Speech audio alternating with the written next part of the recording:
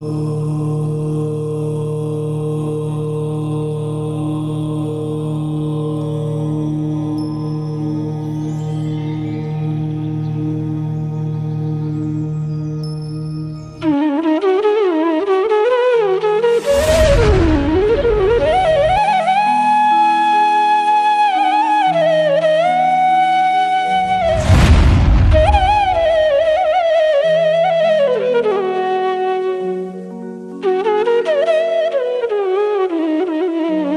दर्शन क्या है उसके बारे में इस श्लोक में बताया है। जीव अजीव आदीनाम जीव अजीव आदिक तत्वार्थानाम तत्वार्थों का सदैव माने हमेशा कर्तव्यम करना चाहिए श्रद्धानम श्रद्धान। सम्यक के लिए क्या करना है कि जीव अजीव आदि जो 7 तत्व हैं उनका श्रद्धान हमेशा करना चाहिए। किस प्रकार करें? विपरीत अभिनिवेश विविक्तम, विपरीत अभिप्राय से रहित। अभिप्राय माने इंटेंशन, विपरीत अभिप्राय से रहित अर्थात सही अभिप्राय से सच्ची श्रद्धा पूर्वक। आत्मरूपम तत्, और वह सम्यक दर्शन आत्मा का स्वरूप है। फिर एक बार देखें, सम्यक दर्शन क्या है? जीव अजीव आदि तत्वार्थों का सदैव श्रद्धान करना चाहिए। कैसे करें श्रद्धान? विपरीत अभिप्राय से रहित अर्थात सही अभिप्राय सच्ची श्रद्धा पूर्वक। सच्ची श्रद्धा 7 तत्व का जो स्वरूप शास्त्रों में लिखा है यह यही है, अन्य नहीं है, इसी प्रकार है, अन्य प्रकार नहीं है। ऐसा मजबूत श्रद्धान जो होता है उसका नाम सम्यक दर्शन है, और वह आत्मरूपम तत्, और वह आत्मा का स्वरूप है। पंडित जी, ये तो व्यवहार सम्यक दर्शन का स्वरूप है, ये तो मिथ्या दृष्टि जीवों की भी होता है। हम मानते हैं कि ये व्यवहार सम्यक दर्शन का स्वरूप है। जिन लोगों की ये मान्यता है कि व्यवहार सम्यक दर्शन तो मिथ्या दृष्टियों के भी होता है, उन्होंने अभी स्वाध्याय ढंग का किया नहीं। प्रश्न इस बात का है, व्यवहार सम्यक दर्शन होता कैसे है? आचार्यों ने स्पष्ट लिखा है, व्यवहार सम्यक दर्शन 7 प्रकृतियों के उपशम से, क्षयोपशम से और क्षय से होता है। 7 प्रकृतियों का उपशम हुआ और जो व्यवहार सम्यक दर्शन हुआ, मिथ्या दृष्टि की कैसे हो जाएगा? दूसरी बात, एक आगम प्रमाण तो दो।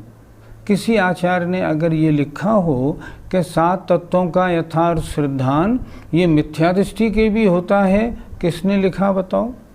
किसी आचार्य ने नहीं लिखा।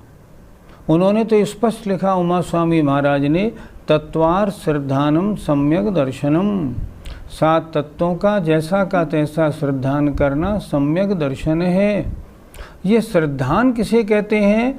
7 प्रकृतियों के 6 उपशम होने से जो आत्मा के श्रद्धा नामक गुण की सही स्वभाव पर्याय प्रकट होती है उसका नाम सम्यक दर्शन है। हमने माना कि यह व्यवहार सम्यक दर्शन है।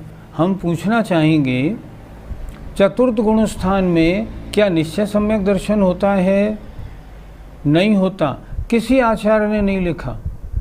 आचार्यों ने लिखा, 4थे गुणस्थान, 5वें गुणस्थान, 6ठे गुणस्थान और 7वें गुणस्थान के शुभोपयोग में, ध्यान से सुनिएगा, 7वें गुणस्थान के शुभोपयोग में व्यवहार सम्यक दर्शन है और 7वें गुणस्थान के शुद्धोपयोग में निश्चय सम्यक दर्शन है। ऐसा होता है। जब तक शुभोपयोग परिणति है तब तक व्यवहार सम्यक दर्शन, और जब आत्मा में एकाग्रता है तब निश्चय सम्यक दर्शन होता है। तो ये व्यवहार सम्यक दर्शन का स्वरूप है। ये व्यवहार सम्यक दर्शन निश्चय सम्यक दर्शन में कारण है, मिथ्या दृष्टियों के कदापि नहीं होता। उनको लगता होगा मुझे श्रद्धान हो गया, लेकिन श्रद्धान जब ही कहलाएगा जब सात प्रकृतियों का उपशम क्षय हो जाए, अन्यथा नहीं। पंडित जी, निश्चय सम्यक दर्शन क्या है और कब होता है? सम्यक दृष्टि जीव जब शुद्धोपयोग में आत्मलीन होता है, उस समय उसके निश्चय सम्यक दर्शन होता है। पहले क्या होगा? पहले तो व्यवहार सम्यक दर्शन ज्ञान चारित्र मुनि महाराज को होगा। जब वो शुभोपयोग में रहेंगे, व्यवहार सम्यक दर्शन ज्ञान चारित्र होगा, व्यवहार मोक्ष मार्ग होगा। और जब भी मुनि महाराज जब शुद्धोपयोग में जाएंगे, तब वह सम्यक दर्शन और सम्यक ज्ञान और सम्यक चारित्र जो अभी तक भेद रत्नत्रय माने जाते थे, अब अभेद रत्नत्रय हो जाएंगे और निश्चय सम्यक दर्शन ज्ञान चारित्र कहलाएंगे। निश्चय सम्यक दर्शन, सम्यक ज्ञान, सम्यक चारित्र, ये तीनों एक साथ होते हैं। और निश्चय सम्यक दर्शन का गुणस्थान सातवें के शुद्धोपयोग से आगे के गुणस्थानों तक होता है। ऐसी धारणा बनानी चाहिए। चतुर्थ गुणस्थान में निश्चय सम्यक दर्शन कभी ना हुआ है, ना होगा। मैं क्या कह रहा हूँ, अच्छी तरह सुने। चतुर्थ गुणस्थान में निश्चय सम्यक दर्शन कभी नहीं होता, क्योंकि निश्चय सम्यक दर्शन वीतराग चारित्र का अविनाभावी है। जब तक राग द्वेष रहित मुनि का चारित्र नहीं होगा, तब तक निश्चय सम्यक दर्शन होगा ही नहीं।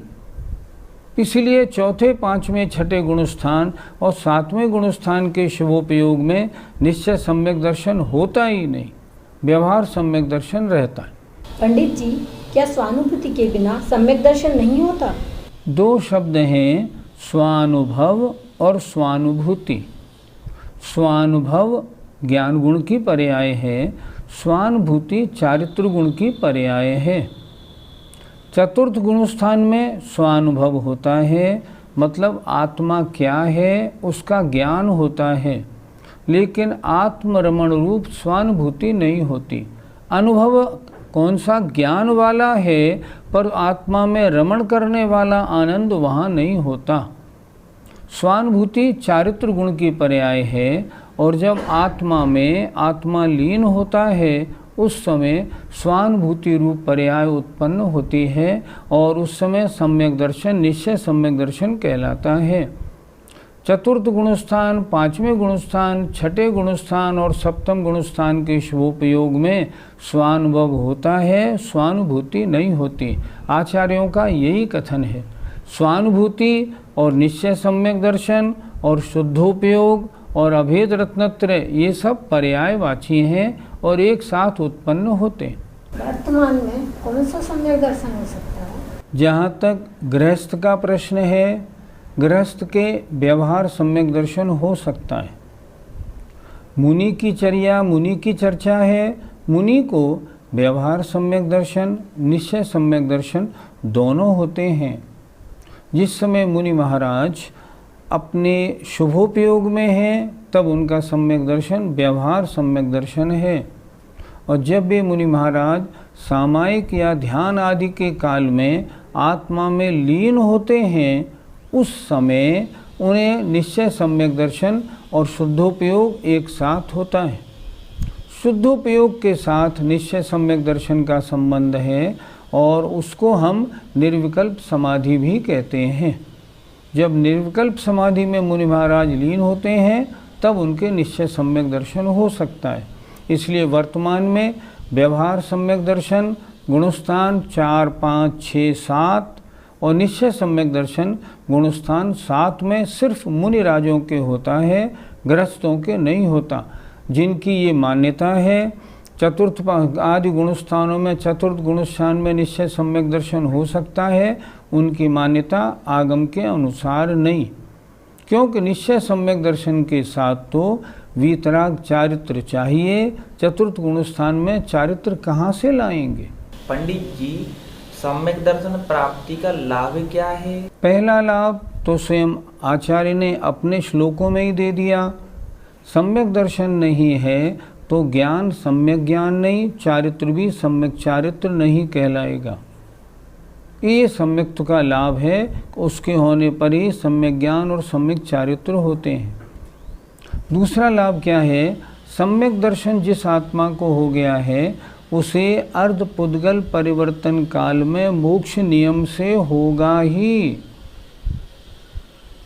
इस बात की गारंटी हो जाती है। अगर सम्यक दर्शन 1 सेकंड को भी हो जाए तो अनंत संसार कट के अर्धपुद्गल परिवर्तन मात्र रह जाता है। इसलिए सम्यक दर्शन की तो बड़ी महिमा है। पंडित जी, सम्यक दर्शन के भेद कितने हैं? मुख्य रूप से सम्यक दर्शन के भेदों पर हम 2 तरह से विचार कर सकते हैं, एक अध्यात्म से और आगम से। अगर अध्यात्म से विचार करें तो व्यवहार सम्यक दर्शन और निश्चय सम्यक दर्शन, जिनका वर्णन अभी बहुत हो चुका। आगम से अगर देखें तो सम्यक दर्शन के 3 भेद हैं, औपशमिक सम्यक दर्शन, छायोपशमिक सम्यक दर्शन और क्षायिक सम्यक दर्शन। अर्थात सम्यक्त्व को नष्ट करने वाली, सम्यक्त्व की विरोधी जो 7 प्रकृतियां हैं, अनंतानुबंधी 4, मिथ्यात्, सम्यक मिथ्यात् और सम्यक प्रकृति, इन 7 प्रकृतियों के दब जाने से, उपशम हो जाने से जो सम्यक दर्शन होता है वह औपशमिक सम्यक दर्शन है।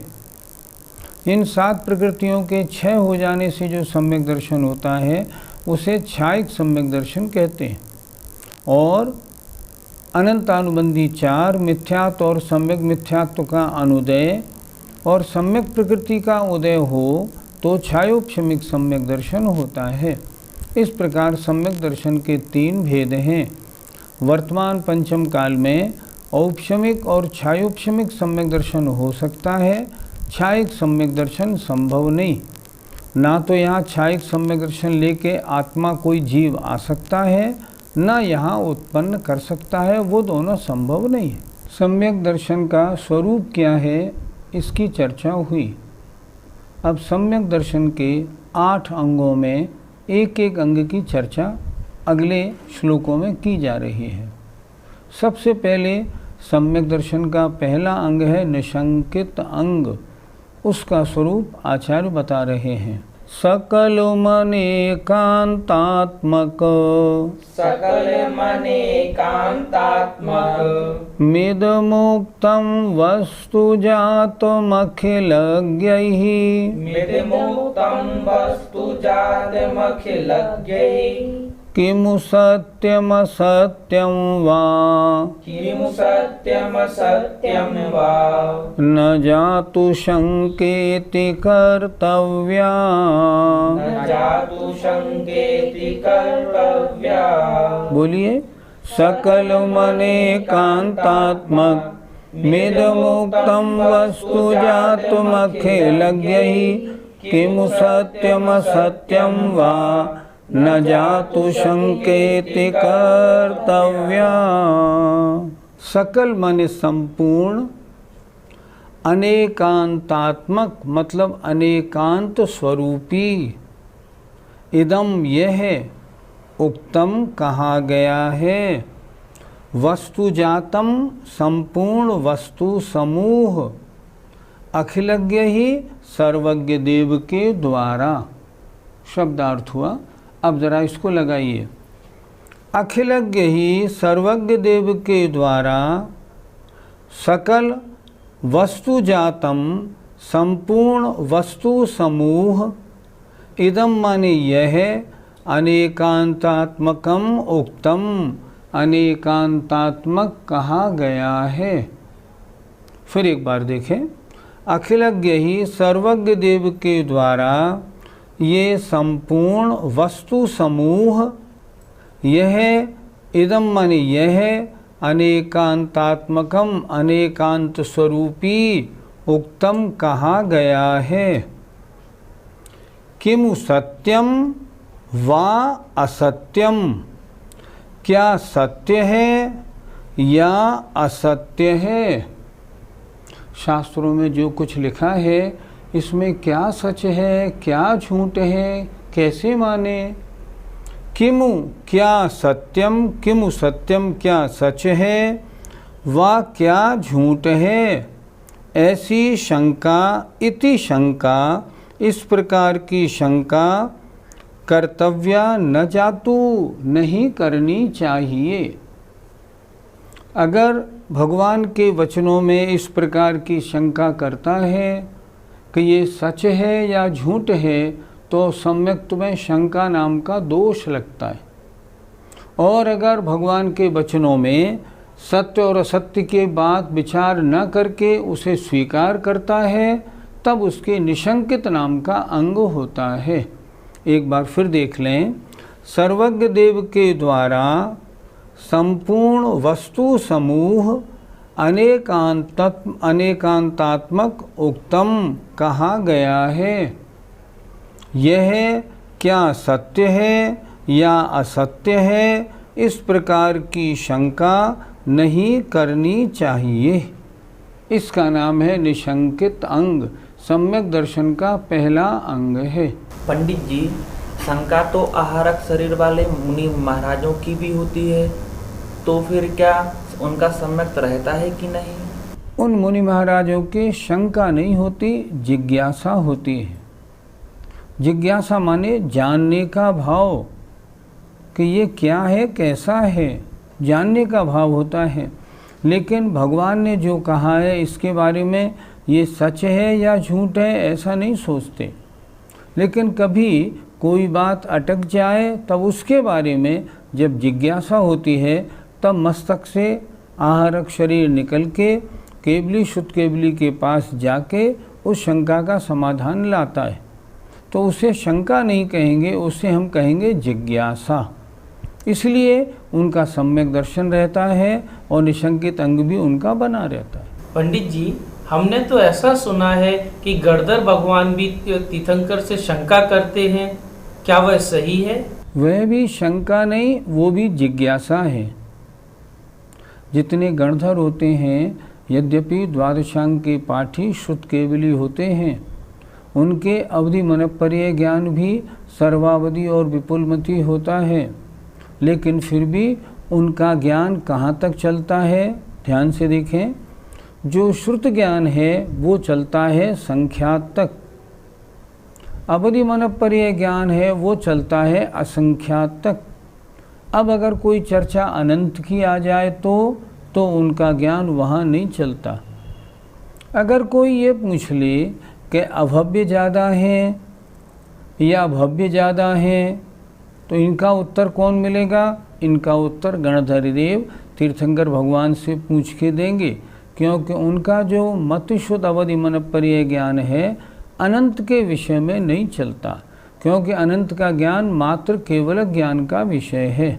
इसलिए वे भगवान से प्रश्न करते हैं, भगवान अभव्यों की संख्या ज़्यादा है या भव्यों की?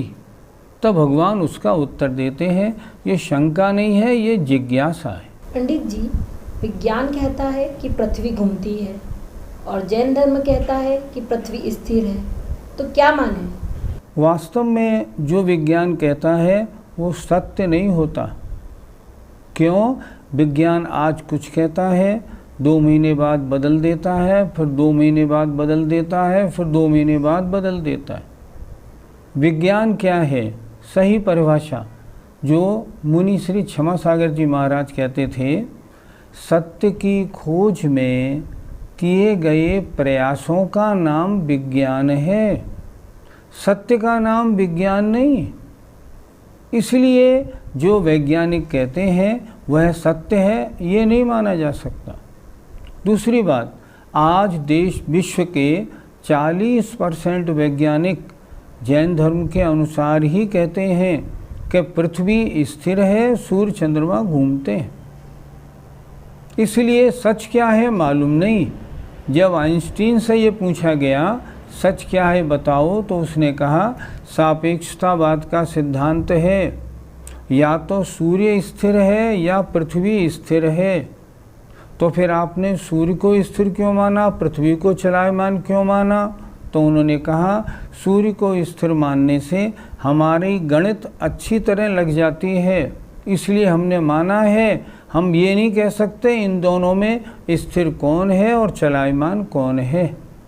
इसलिए विज्ञान की बात को हम स्वीकार नहीं करेंगे, हम तो जो सर्वज्ञ ने कहा है उसी को मानेंगे, क्योंकि वो परम सत्य है। संज्ञा और जिज्ञासा में क्या अंतर है? मान लो हम नंदीश्वर द्वीप की चर्चा करें, तो हम कहें अब नंदीश्वर द्वीप है या नहीं, किसने देखा, मैं तो नहीं मानता, ये हुई शंका। और नंदीश्वर द्वीप के जिनालय कितने बड़े हैं, उनमें जो मूर्तियां विराजमान हैं वो पद्मासन से हैं या खड्गासन से हैं, उनकी ऊंचाई कितनी है, ये हुई जिज्ञासा।